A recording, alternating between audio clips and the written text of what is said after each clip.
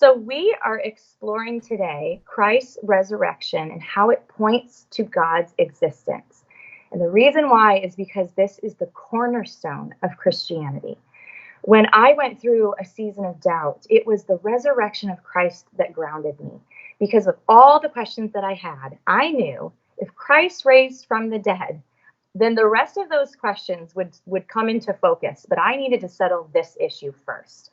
The Apostle Paul says that if Christ has not been raised, our preaching is useless, and so is your faith.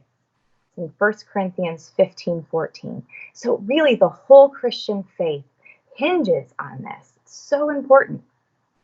So I was always taught in my apologetics program to define your terms.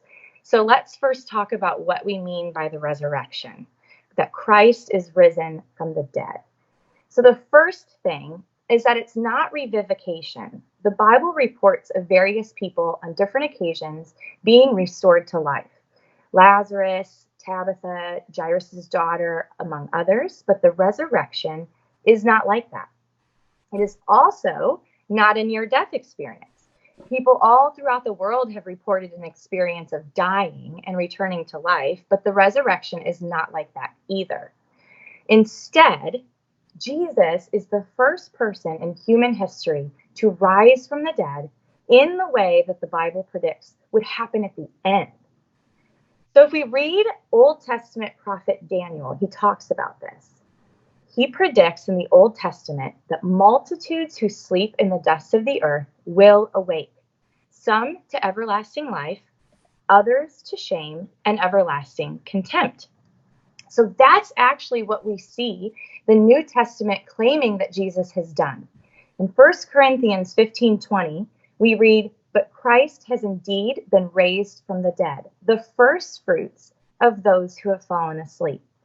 And in 1 Corinthians 15:42, we read, "The body that is sown is perishable, it is raised imperishable." So in the New Testament, it's echoing back to this claim that Daniel has made in the Old Testament, and we see that Jesus is the first one to do this. What did Jesus himself say? In Luke 24:39, he says to his disciples, "Look at my hands and feet. It is I myself. Touch me and see. A ghost does not have flesh and bones, as you see I have." So Jesus is making sure they understand that he has indeed risen. His body, the Jesus that they knew, has come back to life. What do we see Jesus say to Thomas in John 20:27? I love this one as someone who's gone through a crisis of faith and doubts occasionally. We see Jesus say to Thomas, "Put your finger here, see my hands. Reach out your hand and put it into my side. Stop doubting and believe." So this is someone that Thomas would have recognized as the Jesus that had died on the cross. We see his wounds from the crucifixion. So the big question then becomes, obviously, did it actually happen? The resurrection of Christ is a claim of history similar to a court case. We weren't there when the event in question happened, so we hear the evidence and consider the eyewitness testimony. And then after that, we give a verdict. So what is the evidence?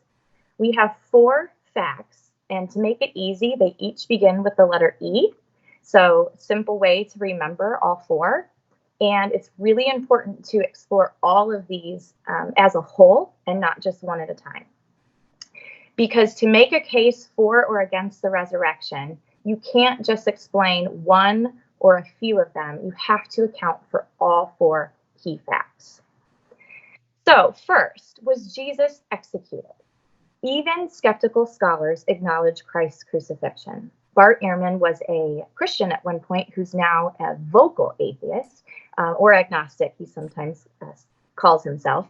But he says there are a few things we can say with virtual certainty about Jesus.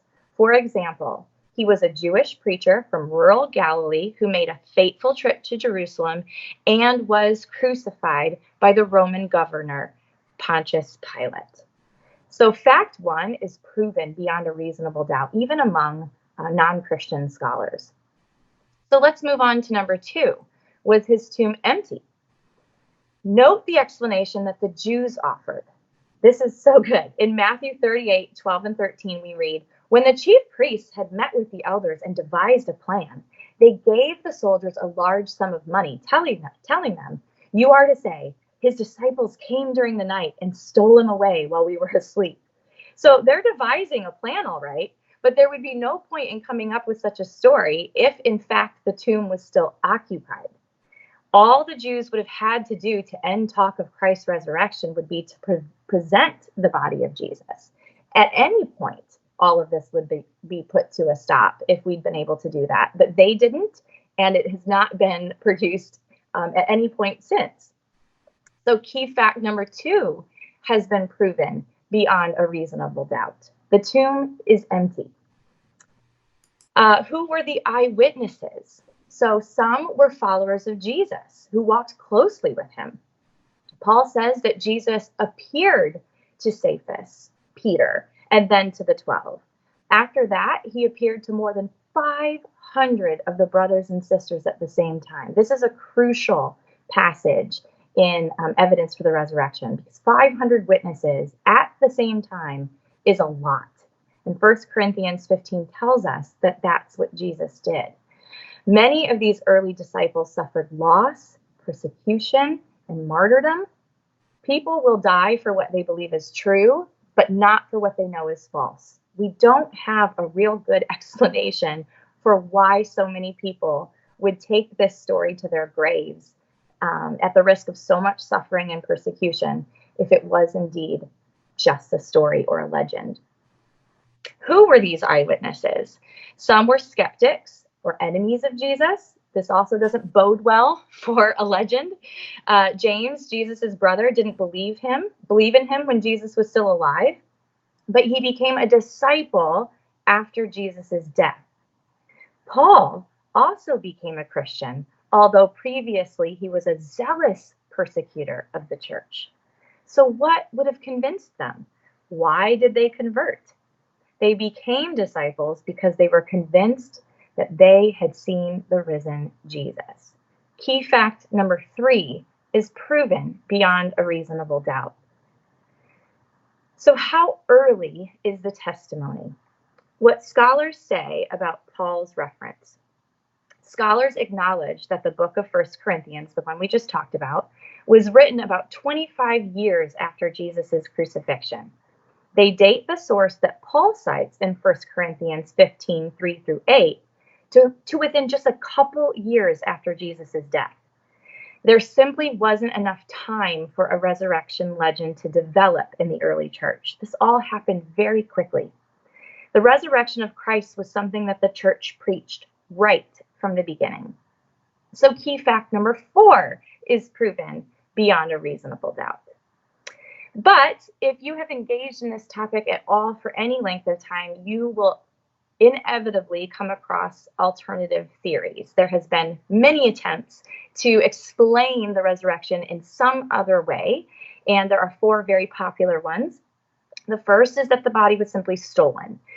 And this theory would account for the death of Christ in the empty tomb, of course, but it does not explain the appearance of Jesus to his disciples and to James and Paul, or even further, their conversions to belief in Christ.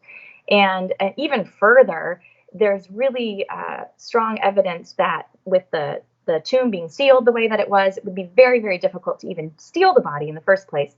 And so this is not really a viable theory and does not take into account a lot of the other facts, as we said, of this case. The second one is the swoon theory.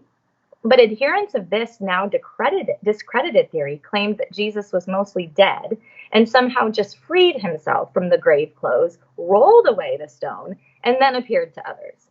But why would anyone, especially James and Paul, mistake this severely injured man for the risen Christ? And it does not fit with what we know about crucifixion and the likelihood of being able to survive something like that. Hallucination is the third one, and the problems mount up with this theory as well because it doesn't explain the empty tomb or the conversions of James and Paul. And furthermore, hallucinations are private matters. On one occasion, Jesus appeared to over 500 people, and we simply have no evidence for group hallucinations to that number. The fourth is the imposter. Muslims and other individuals have claimed that it really wasn't Jesus who died on the cross. However, the uniform witness of the early church testifies that not only did Jesus die on the cross, but he also rose from the dead. So where does the evidence lead? Alternative theories or to the resurrection? The alternative theories cannot explain all the facts surrounding this historical event. For any alternative theory to be taken seriously, it must explain all the facts, not just some of them. A term that we use in the apologetics world for this is explanatory power. The only explanation that accounts for all of the facts, that has explanatory power, is simply this: that God raised Jesus from the dead. Christ's resurrection points to God's existence. Here's what the apostles preached: you killed the author of life, but God raised him from the dead, and we are witnesses of this.